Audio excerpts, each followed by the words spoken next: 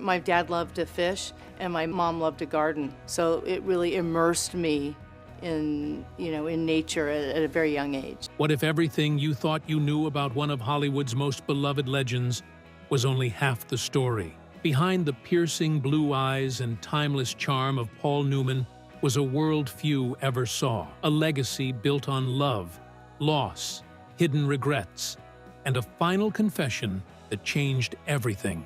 His life wasn't just filled with Oscars and red carpets. It was shadowed by secrets, shaken by tragedy, driven by a silent search for redemption. What was he trying to make right before the end? And why are his daughters now breaking their silence? This is the story Hollywood never told you. And once you hear it, you'll never see him the same way again. Paul Newman wasn't just a cinematic icon. He was a multifaceted force: actor, philanthropist, race car enthusiast, and co-founder of a charitable empire. From Cool Hand Luke to The Color of Money, his performances weren't just roles.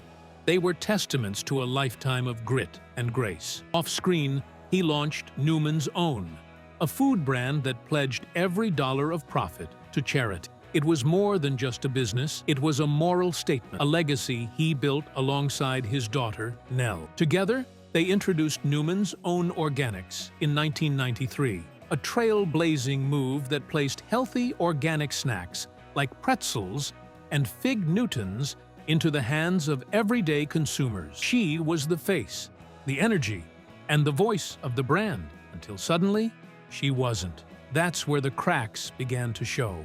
One day, her image vanished from the label. The next, her name from the conversation. This wasn't just a rebrand, it was a silent erasure. And what happened next sent shockwaves through the Newman family legacy. Nell's quiet exit exposed deeper fractures. Paul's estate had been entrusted to Robert Forrester, his longtime advisor, and business manager Brian Murphy. But this decision, rather than uniting the family around their father's mission, sparked a bitter divide. Susan Kendall Newman, another of Paul's daughters, publicly voiced what many in the family had long felt. There isn't a single living Newman who respects or has faith in Robert Forrester. That quote hit like a thunderclap, revealing the core of a conflict hidden behind decades of polished images. Troll was the battlefield, a $600 million estate, a family legacy hanging by a thread, and a will so strict, a no-contest clause,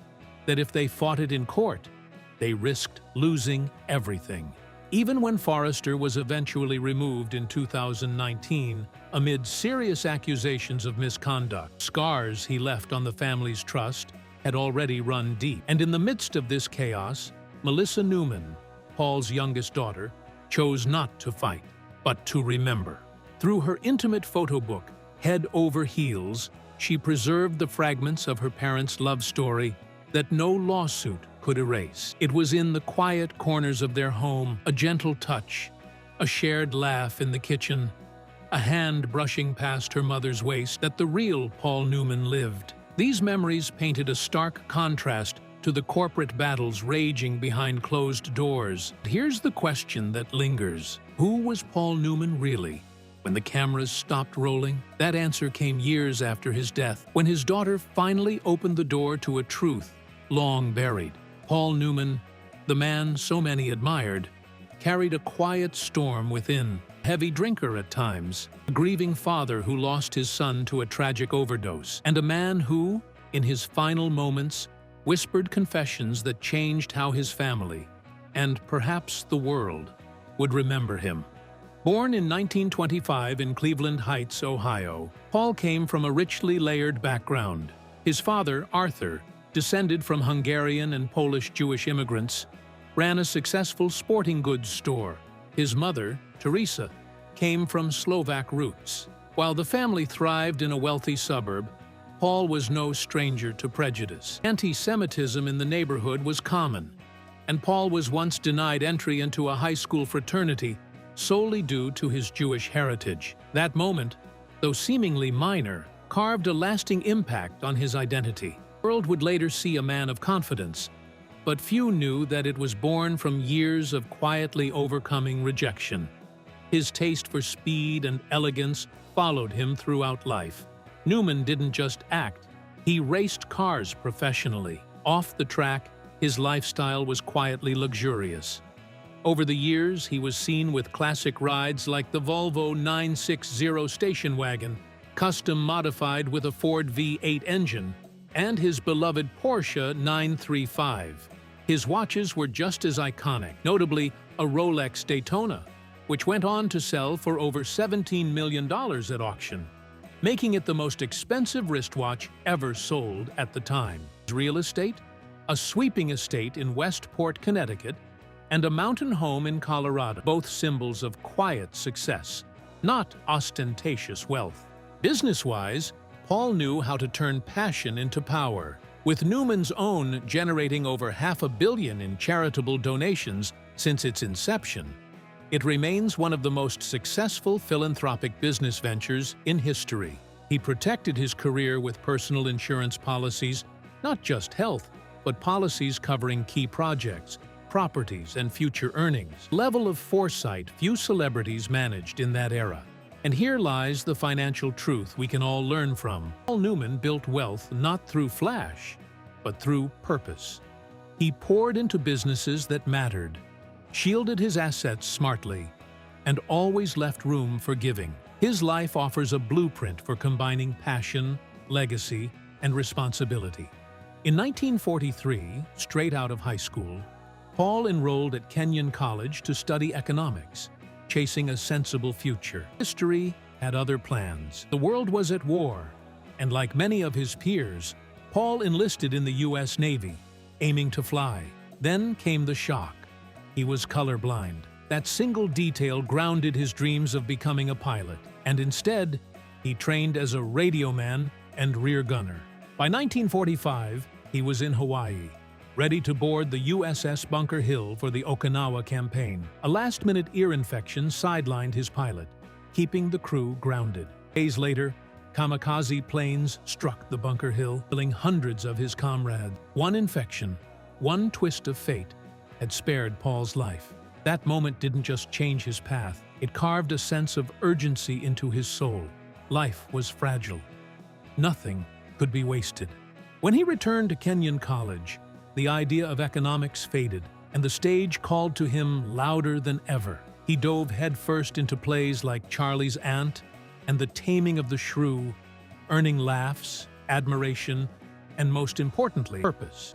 He wasn't just acting, he was coming back to life. But destiny still wasn't done testing him.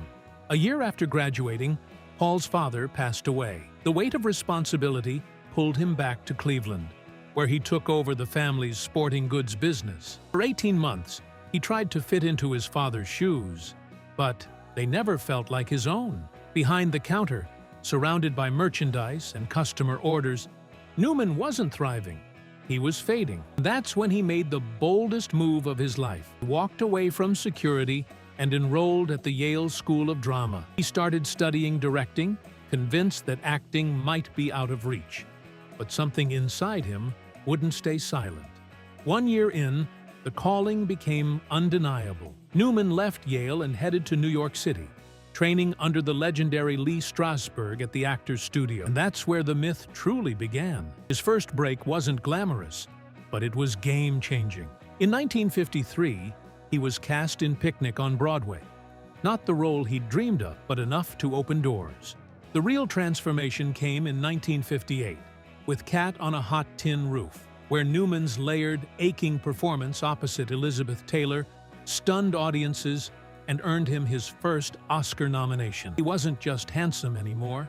He was dangerous, vulnerable, real. Then came The Hustler, where he delivered a haunting portrayal of Fast Eddie Felsen, a role drenched in ego, pain, and desperation. And just 2 years later, HUD shattered his good guy image. Here, he was morally bankrupt, wild, raw. Every role seemed to peel away another layer of the man behind the eyes. And by the mid-1960s, Paul Newman was more than a star. He was a phenomenon. Success didn't just reshape his career, it built a financial powerhouse. At his peak, Newman's net worth was estimated at $10 million in the late 60s. equivalent to over $90 million today. But what made his wealth remarkable was how he used it. He didn't hoard it, he grew it. Strategically, Newman's Own, his organic food brand, has generated over $600 million in charitable donations. His real estate holdings included a serene Connecticut estate valued at over $7 million and a sprawling Colorado retreat near the Rocky Mountains. Newman's garage wasn't just for show either. He owned a fleet that reflected his racer's heart. A Porsche 935, a Corvette GT1, and several high-performance Volvos modified with V8 engines. As for watches, his Rolex Daytona became legendary. One piece even sold for over $17 million at auction, a record breaker that only added to his mystique. And yes, there was a private jet, used not to flaunt, to quietly hop between film sets, racing tracks, and charity events. Newman wasn't about excess. He was about impact. He ensured his life, his businesses, and his image. Every film, every brand partnership, every charity initiative, backed by policies that protected his legacy. Paul Newman didn't just plan for the spotlight. He planned for the shadows too. In the late 1960s, Newman's face was already etched into pop culture.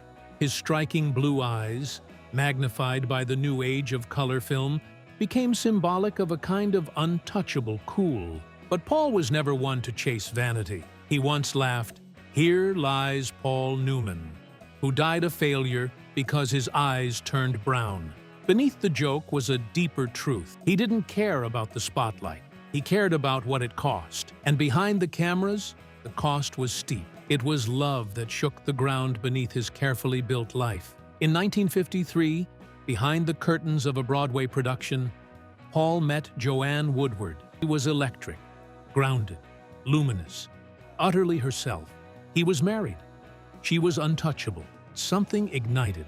For 4 years, they danced around the fire. Then came the long, hot summer in 1957. The screen chemistry spilled into real life. Paul's marriage unraveled. He didn't just fall in love with Joanne, broke something else in the process. In 1958, after finalizing his divorce, he married Joanne in a quiet Las Vegas ceremony. They fled to Europe, thinking distance might hush the noise. But guilt doesn't recognize time zones. Paul never sugarcoated the pain his decisions caused, especially to his children.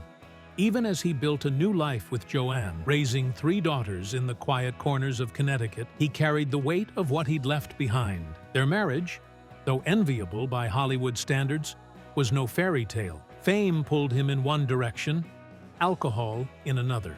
He withdrew, emotionally distant at times, slipping into silences Joanne could never fully reach. But she stayed, not because she didn't see the cracks, but because she loved the man who hid behind them. Newman once deflected with humor, saying, "Why go out for a hamburger when you've got steak at home?" But even his wit couldn't mask the complexity of a bond, forged through love and scarred by regret. Then came the blow that shattered everything. In 1978, Paul's son from his first marriage, Scott Newman, died from complications related to substance abuse at just 28. Headlines were quick to frame it as another Hollywood tragedy. Paul, it was something deeper. A failure he could never forgive himself for. He had played devoted fathers on screen, but in real life, he had been missing too often, consumed by roles, races, and red carpets. Months that followed, Paul stayed mostly silent, but his actions spoke. He founded the Scott Newman Center, a foundation aimed at preventing substance abuse through education and outreach. It wasn't just philanthropy, it was a quiet apology. His daughter Melissa later shared that her parents were never quite the same after Scott's death. Grief didn't break them, but it carved a silence between them that no public speech could heal. In search of peace, Paul and Joanne retreated further into Connecticut. There were no velvet ropes here, no flashes from paparazzi, just winding roads, tall trees, and a modest home that stood not for show, but for shelter. It was there that Paul finally became present, not the star or the activist, but the man who showed up. He cooked meals, listened intently, laughed longer. Quiet was no longer haunting, it was healing. His career evolved too. The roles he chose in his later years weren't about glitz. They were about meaning. Either voicing a character in Cars or returning to The Color of Money. He picked stories with soul. His ambition softened into reflection. He had nothing left to prove, only something left to give. Just when life began to soften, something unexpected roared back to life. Paul didn't slow down as he aged. He raced forward. In his 40s, when most were retreating from risk, he strapped into race cars and chased adrenaline. It wasn't a hobby. It was salvation. Racing didn't just fill a void, it lit a fire. On the track, Paul wasn't an actor. He was just a man, chasing clarity one lap at a time. Then came 1979. In torrential rain, behind the wheel of a Porsche 935, Paul stunned the racing world with a second-place finish at the 24 Hours of Le Mans. He was 54, but his drive was sharper than ever. It wasn't a publicity stunt. He trained, competed, and earned his stripes like any other racer. And in 1983, he took the next leap, co-founding Newman Haas Racing. Initially dismissed by critics as a vanity project, the team silenced doubters with 108 wins and 8 championships. When they signed Formula One champion Nigel Mansell, who went on to win the IndyCar title his rookie year, Newman's quiet genius as a team owner became undeniable. Still, Newman never clung to spotlight. While others expanded empires, he focused on what mattered: impact. His food company, Newman's Own, began with nothing more than homemade salad dressing shared among friends. But what started in a kitchen became a global brand with a radical promise: donate every cent of profit to charity. He kept that promise. Over $570 million was given away to causes like cancer research, childhood education, and justice reform. No glitz, no flashing lights, just results. Paul knew money could heal, but joy could too. In 1988, he founded the Serious Fun Children's Network, a series of camps where children battling serious illnesses could feel free, adventurous, and most importantly, normal. These camps were his heart in action. They've now grown to serve children around the world, with his daughter Clea continuing the mission with the same fierce compassion her father carried. But what about the life behind the scenes? Paul Newman was no stranger to luxury, but he wore it quietly. He built a respectable real estate portfolio, including the family estate in Westport, Connecticut, unpretentious home nestled among trees rather than spotlights. His net worth, modest by Hollywood standards in the 1970s, quietly surged through business acumen and careful investments. Time of his death in 2008, his estimated net worth stood around $600 million, fueled largely by Newman's Own and his racing ventures. Analysts estimate his legacy brand could cross $1 billion valuation in coming years, as its message only grows stronger in today's purpose-driven market.